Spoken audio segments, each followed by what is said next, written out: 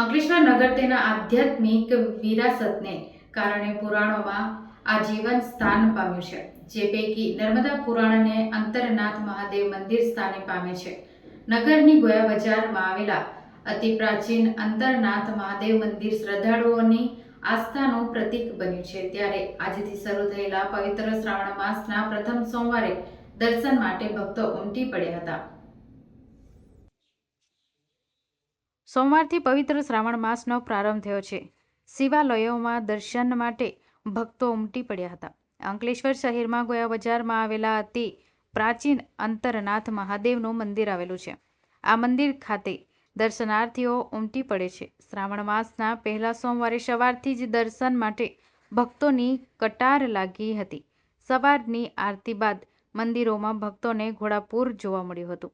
અંતરનાથ મહાદેવની પૌરાણિક ગાથામાં આ મંદિરના સાનિધ્ય ભગવાન રામચંદ્રજીએ યજ્ઞ કર્યો હતો. અંતરનાથ મહાદેવ મંદિરનો પ્રાચીન શાસ્ત્રમાં અક્રૂરેશ્વર મહાદેવ મંદિર તરીકે ઉલ્લેખ થયો છે. તેના નામ અપભ્રંશ થઈ અંકલેશ્વર નગરનું નામ પડ્યું છે. મૂળ અંકુરેશ્વર આજે અંકલેશ્વર તરીકે ખ્યાતિ પામ્યું છે.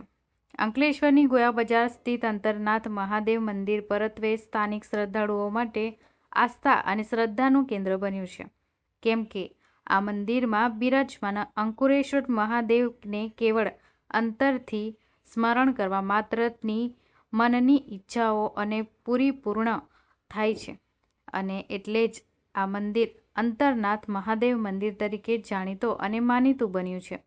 એક લોકવાયકા પ્રમાણે મોગલ સમ્રાટ જ્યારે આ વિસ્તારમાંથી લશ્કર સાથે પસાર થયો હતો, ત્યારે તેણે અંતરનાથ મંદિર ઉપર હુમલો કર્યો હતો અને આ મંદિરના શિવલિંગ ઉપર તીક્ષ્ણ તલવારથી પ્રહાર કર્યા હતા. ત્યારે તેમાંથી અનેક ભમરાઓ ઉડ્યા હતા અને મોગલ સમ્રાટે લશ્કર સાથે નાસી જવું પડ્યું હતું. આજે પણ આ શિવલિંગ ઉપર તલવારના પ્રહારોના ઘા જોવા મળી રહ્યા છે.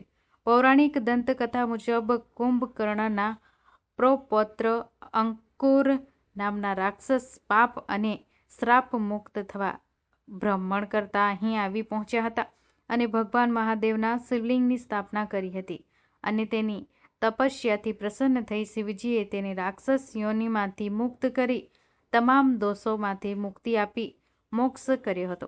આજે અંકલેશ્વર નગરને ઉદ્યોગ નગરી તરીકે ખ્યાતિ પ્રાપ્ત થઈ છે.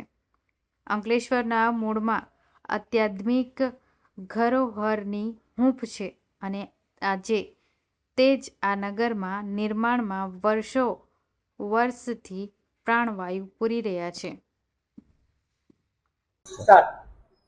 મારું નામ રમેશભાઈ ચણાવાલા છે. હું અહીં એક ટ્રસ્ટી તરીકે સેવા આપું છું. જે મહાદેવજીના નામ ઉપરથી આ ગામનું નામ પડેલું છે, એ મહાદેવજીનો ઇતિહાસ હું તમને કહું છું.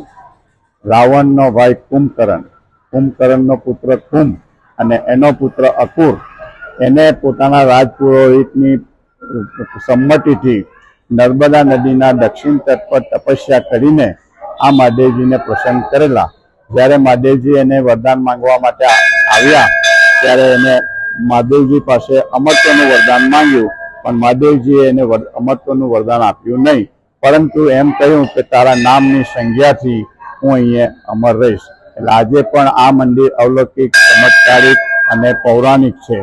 અહીં શ્રાવણ મહિનામાં કે બાકીના દિવસોમાં એ ભક્તોની ભીડ જામે છે, કારણ કે અહીં આવનાર દરેક ભક્તોની જે કોઈ અંતરની ઈચ્છા છે એ દાદા પૂર્ણ કરે છે. 1511માં મોહમ્મદ બેગરાએ આ મંદિર ઉપર એટેક કરેલો ને એમાંથી ભગવાન ભમરા રૂપે નીકળેલા અને તેને પોતાના સૈન્ય સાથે ભાગવું પડેલું.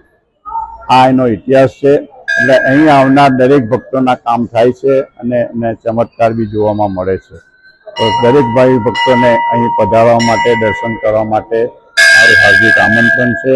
ઓમ નમઃ શિવાય, બમ બમ ભોલે, જય સિયારામ.